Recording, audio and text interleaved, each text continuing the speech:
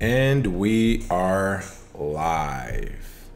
Good morning, Crypto Warriors, and welcome back to the Gentlemen of Crypto, episode 184. Today is Friday, June 8th, and I'm King. And I'm Bitcoin Zay, and we are here to bridge the gap between cryptocurrency and the community Monday through Friday at 10-ish. 10-ish. Hello, everyone. Who are we having here so far? What's going on, Gabrielle, Constance, Ghost, Tessa, John, Minho, Dada Man, Sergeant Crypto, Blockchain Shuja. Long time no see, right? Come on in. What is going on with the free Bitcoin? Who on you? There's a lot of good comments too. So who did you pick yesterday? Definitely. So the free Bitcoin winner is Surfing AB. Thank you for your comment based on our question, which was if you had art and crypto, combining them together, what are some good ways to put those together so that you can use crypto? One of the ways that they mentioned was putting their private key in a painting, where essentially, quote unquote, rich people who have these paintings, they can hide their money. They basically hide their money anyway. Like, I know a lot of people don't understand, but there's people who basically they spend 8 to 10 million on these paintings because they can hide it in plain sight. So they can basically hide millions in plain sight. But hey, if you put private keys in there in a painting that's essentially worth, maybe $100 or so, but you can put your private keys in there, you can basically hide $1 million like they do anyway. So nice comment there. Great, like I said, great innovation with art and crypto going on. So definitely ready to see what they do in the future. So thank you, Surfing AB. Thank you, Surfing AB. That was a great idea. I saw that. It was like you could even hide it in different places and stuff, and people don't even know how much money you have just inside of crypto codes. You can have dummy private keys. Right. People looking them up. What's going on? Shout out to BTC Pro. He said shout out from the QC. That is Charlotte. What's up? Tell everybody in Charlotte to say what up. Right. Tessa Hall, thanks. She said she likes your Buy the Dip shirt. Oh, yeah. And looking crisp in the white, of course. Oh, yeah. Kobe, what's going on? What's up? Buy the Dip store. Oh, BTC Pro. Okay, yeah. So everybody, BTC Pro. That is, we gave a shout out to him yesterday. That is TP. He held it down when he came and visited us. And definitely it was great to see you as well. Oh, yeah, absolutely. All right. Not a lot of stories, but for our top story, boom, Monero gets new listing, officially listed on Huobi and launched on Huobi Pro. Yeah. What is going on with Monero in this official listing? Oh yeah, has the pricing increase was going on with it? As far as price, it hasn't really affected as much, simply because Huobi, even in the title for some of the news stories, it says Monero trading live, but not for Americans. It made it clear. Oh, they put it in small writing. They wanted to make sure people understood it's not for Americans, and then they left it out of other places. But as far as the price right now, Monero is one of those coins that, as far as organic growth goes, Bitcoin is the best. Monero's probably second because there's not any marketing. The developers barely put their names on their work. They have pseudonyms and they go with it. Fluffy Pony is like the face of it, and even he's one of those guys that's like, whatever, man. If you like it, you like it. I'm using it. So Monero, the reason I think price wise it hasn't done as much is because simply for the fact it has steadily gained. It's at higher lows literally every single year. So it hasn't seemingly gone down. But as far as another exchange listing it, all this means to me is that they have got the licenses that they need. They're free to use, and that Monero, along with other Dash, Zcash, along with other privacy coins, will be listed. So the anonymous part of it goes away if you sign up on the exchange. However, once you get the Monero tokens, it is a privacy coin. So it is good to see. Like we've always said, listing on exchanges, more exposure and more demand will raise the price. But this is more of an organic coin, so I don't think you'll see any crazy 10x in 2 days type thing. But it's one of those things too, and it's unfortunate because it's like the actual real coins, and I've heard some disputes about Monero and some of their coding long term, but as far as right now, when it comes to good point, blockchain Susan said liquidity, right? But when it comes to some of these coins that are organic, like you said, these are ones people fall asleep on because especially if they're new to the crypto space, it's not the hot new thing. It doesn't have people behind it marketing it and all that good stuff, but it's actually, John Sieber said Monero is firm investment in Bitcoin value. Exactly. Yeah. There's a whole economy of Monero Right. going on if you don't know. Right, but a lot of people want to look at it like that. What's going on, Bitcoin Vegan, all the way from the QC as well. Absolutely. What's going on, brother? Kobe Phil said, do we think the forks are preventing this listing from affecting the price? Not really. I think the forks are just something people do. It's not something that affects the price, because if it was, I mean, Bitcoin, I would say Bitcoin private, Bitcoin, whatever else they've come out with would have affected it. But it may take market share, a small percentage, but it always comes back. Yeah, I was just about to say that. And we have stories today to prove why it was going to come back. But oh yeah. Shout out to Monero and their team. They've been working diligently. Again, you don't hear a lot about it. That's because they're working on it. Yeah. They didn't, divert some of their funds or some of their resources to a PR department. They literally just want to see the project lift off and do good. So we'll see. Oh yeah. Minho Donahue said is Huobi Pro is for the U.S. right? No, it's still not available at this time. They're still, like I said, regulation in the U.S. is one of those things that it's a brick wall. It's not something that you could just kind of skate around and slide through. They got to go through it. So once they do, it'll be available in the U.S., but not right now. No one wants to go to jail over the U.S.'s arbitrary rules, because they'll make them up the day after you show up. Right. You can show up and tell them an idea, and they'll come up with a law for it after you told them, because they're like, oh, we didn't know this was even possible. Right. So, yeah. We're going to need a cut. Exactly. All right. Researcher earns $120,000 in 7 days by exposing bugs in EOS source code. This is something, we've been following already. We were talking about EOS last week. Beginning of this week, I think we might have mentioned it. But, EOS was supposed to launch on the mainnet. At first, I think it was going to be like June 2nd. And then it was pushed to June 4th. Or launched their mainnet, excuse me. However, they delayed it once a big bug came out. A big exploit was found. They patched that up. And then, of course, they went to Twitter and said, hey, we're offering $10,000 for every bug you can find. Of course, a lot of people on Twitter pushed back saying that is a very low amount for a multi-billion-dollar company. Yeah. How much do you really care about your company and your project? How many bugs do you have? How many bugs do you have? But, June 4th went and passed. The mainnet still hadn't launched. We did mention this week. We were like, what's going on with the mainnet? Well, we see why it hasn't launched. Looks like one guy, software security researcher, Guido Vranken, discovered 12 vulnerabilities in the EOS software. Again, people, this is a multi-billion, I think upwards to $2 to $4 billion project that was supposed to launch last week. And 12 vulnerabilities were just found by one person. A few days previous, the one main exploit was found. Using the bounty platform HackerOne, EOS developer Block1 launched a bug bounty program to improve the product. On May 31st, Rankin took full advantage of it. He owned, at the time of the writing, said he earned a total of $90,000, but he did make a Twitter post saying, thank you, a couple more waiting to be rewarded. I think the final tally was $120,000 by lost count. He said it took him about a week. Took him about a week. You know how embarrassing that is? So for your $1 billion raise to happen in a week, it could get taken down by some guy.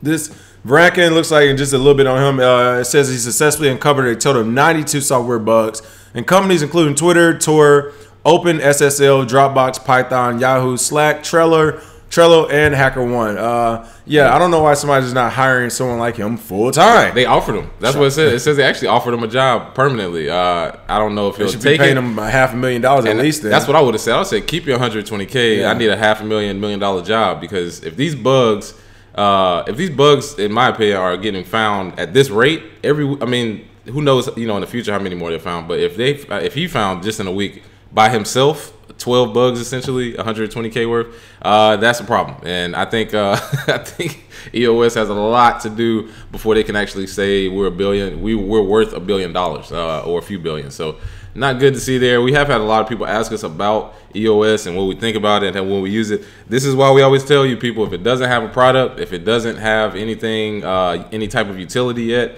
stay away if you don't want the risk, because if it's some people that they can take the risk. They can say, hey, I'll buy a few of these tokens, we'll see what happens in the future. I'm not worried about it 2 to 3 years from now. But there's some people that don't want to sit on the money that they have to invest for 2 to 3 years or for a year or so. So EOS, hopefully they get it together. If you have your EOS tokens, make sure you register them and make sure you can actually use them, because shout out to Shaka, aka Chase That Coin. He's actually been tweeting about EOS a lot. he's actually seen the voting process they've used for certain stuff, and he's seen how centralized EOS has been, or how different it is in Asia versus EOS holders in the US, EOS holders in Europe. So that's one of the things they'll have to get through. And I know people are excited. People think it'll take over Ethereum, take over whatever, but it has to work first, people. So a lot of hype, a lot of hot air. And Crypto Q is saying the EOS tried to say the story was FUD. Of course, they would say that. I wonder if it's true or not. But we're seeing people saying that the stream is either choppy or frozen.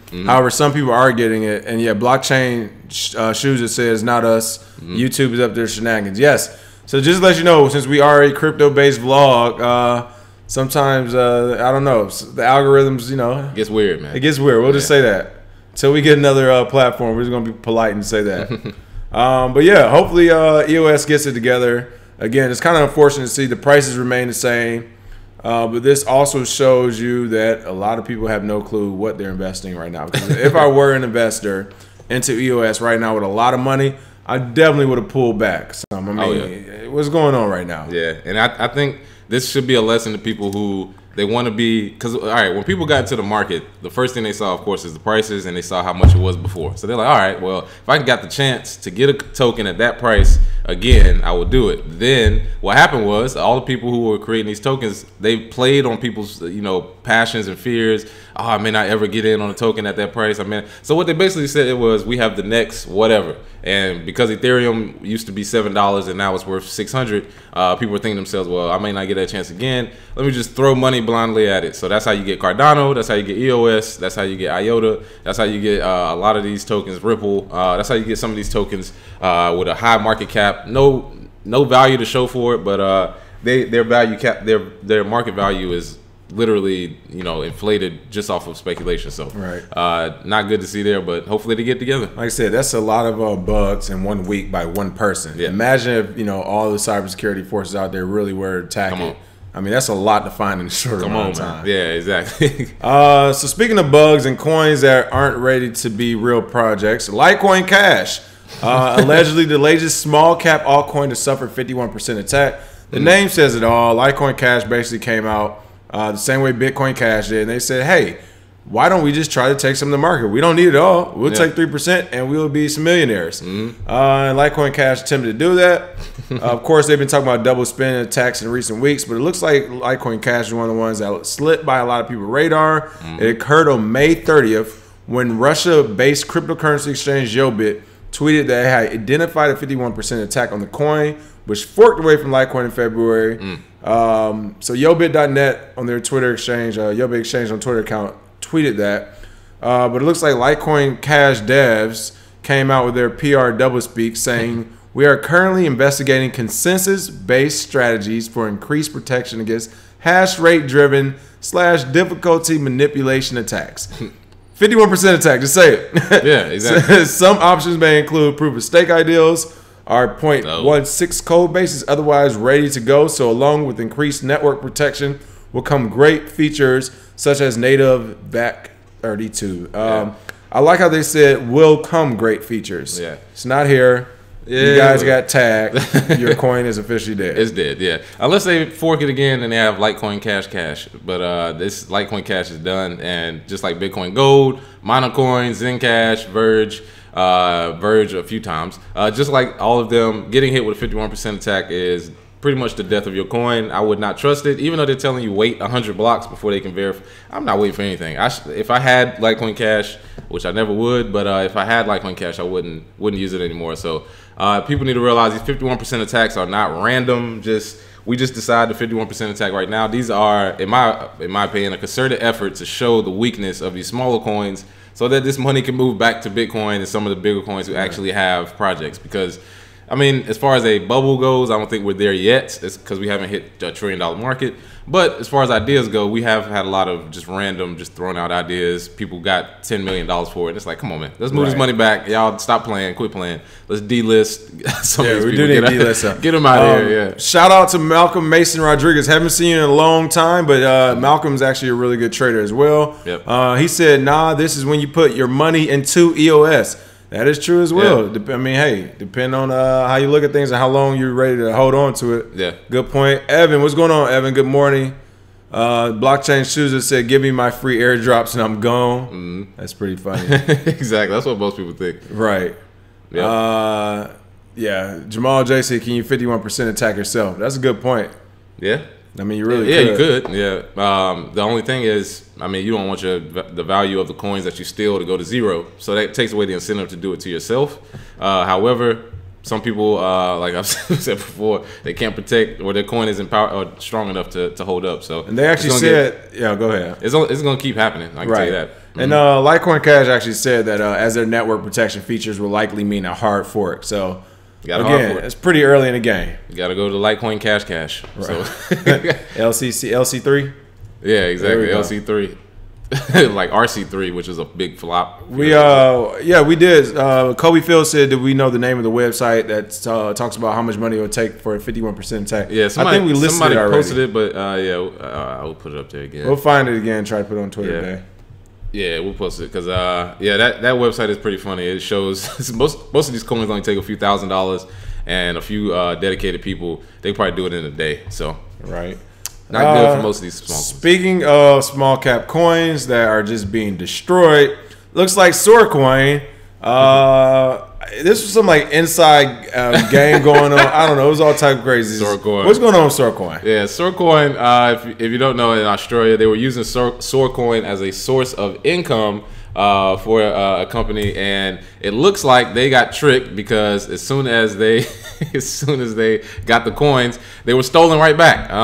And what happened was, when they got the coins stolen, they said that it was a backdoor in the software that enabled them to take the money back. However, the backdoor, they said, was readily available. That they should have known it was a backdoor, and that it's the Australian company's fault. So basically, it's like you hire somebody to do the security for your party, and then everything gets busted up, and they're like, "Oh yeah, you know that back door has been open. We told you that at the beginning, and you just didn't do anything about it." So that's one of those things. SOAR Labs is who they're called.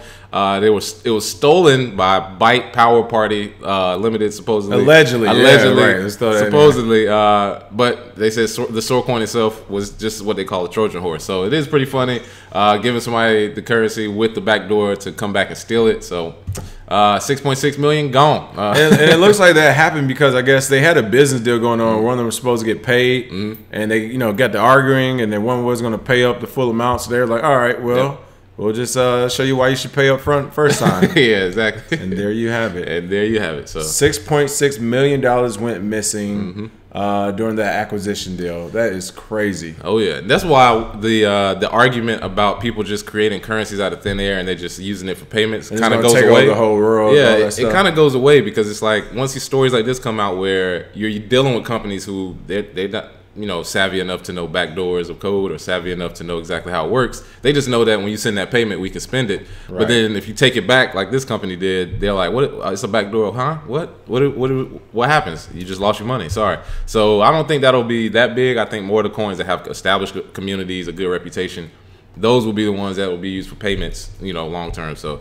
Note to self, Soarcoin, anything close to Soarcoin, don't. And this is an independent story as well, because most of the stories on this, it wasn't enough to actually write a full story on it. So I saw about 3 or 4 different articles where they try to bring it back around to smart contracts, and this is why in crypto is all right. This is an independent incident just for them. Just for them, yeah. Oh man, that is true. Thank you. Make sure you smash that like and share button, people. Let's get this algo popping. Oh yeah. So YouTube can chop us up even more. Mining giant Bitmain CEO Wu to open Hong Kong IPO. A report says the CEO of crypto mining hardware giant Bitmain, of course we all know Johan Wu, has confirmed he is open to conducting an overseas IPO. Bloomberg reported yesterday, June 7th. That's one of those things where. No duh. It's no brainer because, and to me that's almost like dropping the bag. He's making his money off the ASIC hardware, where that can help find an exploit in Bitcoin. I think they have Ethereum now and Monero one, but the Monero one changed it. In mining, where they can drastically speed up the efficiency and effectiveness of mining. Monero was like, nah. Right, Monero was like, we're not playing that game. Nah, we get out. Of course, they were only shipping out 1 per person and keeping the rest for their own mining farms, but. it's one of those things where if the code does get fixed across the board for different cryptos, there'll be no need for these. Yeah. And if that were to happen, that company would suffer a drastic blow, a devastating blow. Oh yeah. So I think he's trying to do what Coinbase is doing, build up this business and dump the bag on some big company or IPO, a bunch of investors, and let them do whatever they want with it from there. Oh yeah, and I think Bitmain's main advantage is they were first movers. They were the first to the market, even though they're getting some of the competition now. They've been around so long, and their business model has been so centralized that from a money standpoint, Jahan Wu is super rich, and I think the IPO is him basically trying to back away from the whole industry part of it. Because once you IPO it and you have a whole board and everything, CEO, it's kind of out of your hands at that point. You just get your stock money and you money grab, just get it and go. Because I mean, from a mining standpoint, they only let you buy one at a time, and the reason they do that is because if they have thousands, if I had thousands of miners and I can mine essentially millions of dollars, I could just print money basically. I'm not selling all of them. I keep some of them. I IPO the company and say, hey, by the way, you have these mining farms with nobody knows the location, nobody knows where they're at, where you're literally printing millions of dollars a year. This is a safe investment. I'm sure somebody will take them up on that offer. Yeah, and guarantee get you a 20-30% back at least. Exactly, and then get on out. And we're starting to see a lot of people exit left. Right. So, I mean, I get it. They made their money to see the regulation coming. They're like, look, this get out. Redo our funding and then come back in, at a different time with a different game plan. Oh, yeah. It looks like Bitmain still has about 75% of the market, of the Bitcoin mining chip market as well. Wow. Yeah. So like you said, that first mover advantage definitely helped them out a lot. A whole lot. Yep. All right. Jahan already has more money than can be counted. Oh, exactly. Of course. And as the price goes up, it's just going to be more and more. Who knows how much money he has. And it's pretty funny, too, if you look at that one tweet from, was it last year, where he said some pretty crude things to another Twitter user. But it just goes to show, like, this is a no-holds-bar industry right now. And all bets are off. Oh, yeah. All right, for the free Bitcoins today. Oh, yeah. So what are we doing? So for the free Bitcoin, there is rumors that Dennis Rodman will be going to North Korea. It may be sponsored by a cryptocurrency called Potcoin, which has been around for a while. It's been in the news. It actually has slow and steady growth. Oh yeah, definitely. Yeah, it's one of those. It'll catch on when it catches on. However, for the question of the day, how do you think cryptos can impact politics? Based on how Potcoin is sponsoring Dennis Rodman, say for instance, Dash sponsored somebody in Denmark. Monero sponsored people in Malta. How can crypto affect politics? Will it actually help? Because if you can pay for yourself to actually, get elected or to have some impact, and you don't need banks anymore, whole different ball game. So let us know what you think, how crypto can impact politics. Do you think Potcoin helping Dennis Rodman is good? Do you think it's bad? Let us know. Put your public address and we'll send that free Bitcoin. There you go. Oh, and last but not least, of course, we have this newsletter sale going on, the newsletter bundle, and our 50/50. Go ahead and tell everybody all the deals we have. Absolutely. Our 50/50 bundle is actually, or 50/50 promotion, sorry, 50% off all new subscribers. The most referrals for anybody who refers anybody gets a free treasure still in the package, as well as our newsletter bundle, $10 for 7 newsletters. And like I said, a lot of good information there, a lot of good coins, and definitely some of the ones you may have overlooked, small cap coins, definitely in there. So 50/50 promotion newsletter bundle, and that's definitely going on all June. All of June. Sounds good. All right. As always, everyone, thank you for watching. Have a very happy Friday and a great weekend. Oh, yeah. Other than that, we will see you all back on Monday. Oh, yeah. R.I.P. to Anthony Bourdain. Oh, yeah. That's right. Yeah. Rest in peace, Rest in peace, Anthony Bourdain, my boy. There we go. Have a good one. All right. Cheers.